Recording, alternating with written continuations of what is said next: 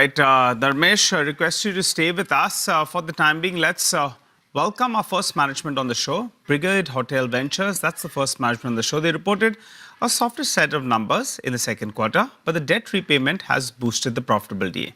To discuss this and more, and what's to be ahead, we are joined by Nirupa Shankar, the managing director at Brigade Hotel Ventures. Hi, good morning, and good to see you in as always, Nupur. Well, the last quarter was a little bit softish, Nirupa. But tell us, what kind of numbers should we look at, in the second half of the year? Whether it's with regard to the RevPAR, whether it's with regard to the occupancy, how do you see things shaping up, and what are the targets on that front? Nirupa, go ahead. Yeah, good morning, everybody. Thank you for having me, Nigel. Our quarter two has actually been pretty good. Quarter two, as you know, in the hospitality sector is one of the softer quarters, but we have managed to show a 20% increase in revenue. We've managed to show a 13% increase in RevPAR, and we've also managed to show a 58% improvement in profitability. So according to us, the quarter went pretty well, and we're pretty happy with it. Obviously, the only thing is with the EBITDA margins, I would say we had a one-time additional expense. So that reduced EBITDA margins slightly. But if that was not the case, our EBITDA margins were also on track. Same store EBITDA margins, we would have shown about 36% of EBITDA margins. So overall, the quarter went pretty well.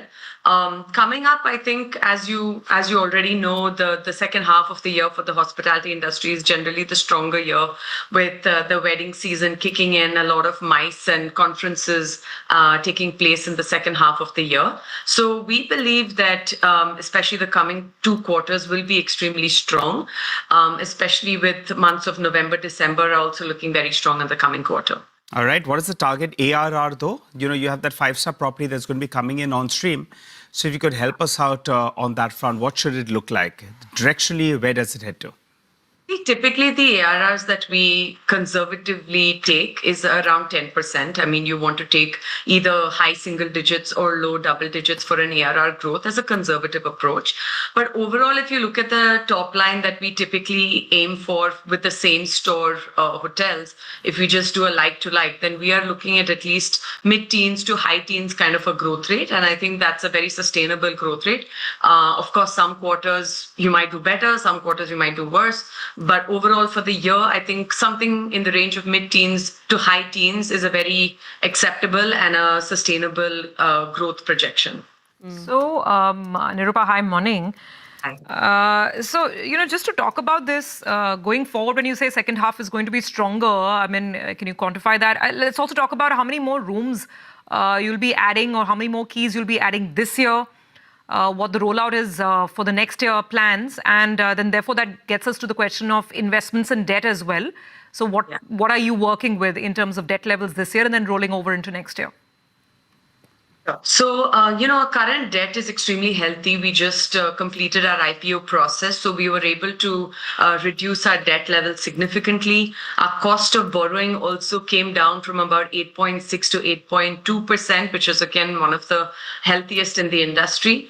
Current debt levels are not very high. It's only about 200 odd crores, of which about 160 crores is to the parent and another 40 odd crores is an overdraft facility. In terms of debt to EBITDA, I would say the ratio is 1:1, but debt is to equity is currently 0.22. So and this is gross debt. If you look at net debt, it's actually negative. We have more cash and cash equivalents on the book.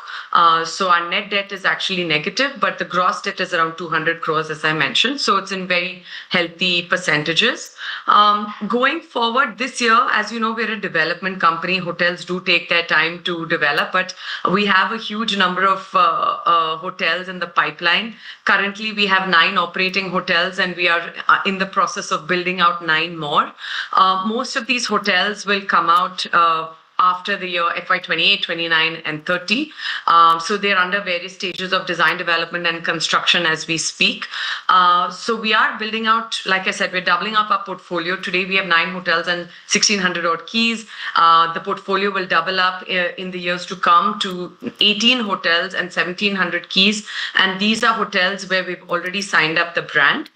The kind of investment we're looking at, a lot of our portfolio will undergo a bit of a change because we are moving into more of a five-star luxury deluxe category. So the average cost per key investment that we're looking to put in, if you look at the construction cost, land, internal accruals, debt, all the pre-opening expenses, etc., it should be about 2 crores a key. Which amounts to about 3,400 to 3,600 crores overall that we would look to put into this company in terms of investment. And that's going up to FY28, right? This is investment. Over the next 4 to 5 years, I would say. Some hotels will start coming into the portfolio in FY28, but the hotels will, like I said, the 9 hotels will start coming in 28, 29, 30. So I would say this investment, you can say, is going to come in over the next 5 years. I would put it that way.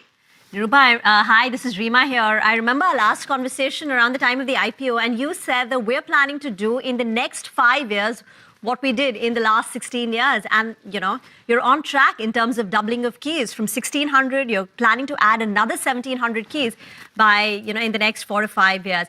Just, talking about the near term right now, can you give us an indication of the kind of advance booking you have for the October, November, December quarter, or even for Q4 FY26? What could the potential occupancies look like, considering it's a strong quarter for you? Currently, the occupancies our portfolio is trending around 75%. It's the way hospitality is. The advanced bookings are not a good reflection because the time to book is actually reducing. So you get a more accurate picture maybe 2 weeks in advance rather than a few months in advance. But like I said, our portfolio is trending at around 75-76%. I expect this to continue to trend in a similar way or go up by 2-3 percentage points, which is what we have sort of stated, where we are seeing the major growth coming from the ARR. In fact, our ARR growth has been about 14 to 15% for the entire portfolio. But if I just look at the Bangalore hotels, where most of our hotels are currently based, at least 40 to 50% of our hotels are based here, it's almost 20%. So there's been a push for ARR drive. Occupancy, like I said, our hotels are 75 to 76% is a pretty healthy occupancy rate for the entire portfolio.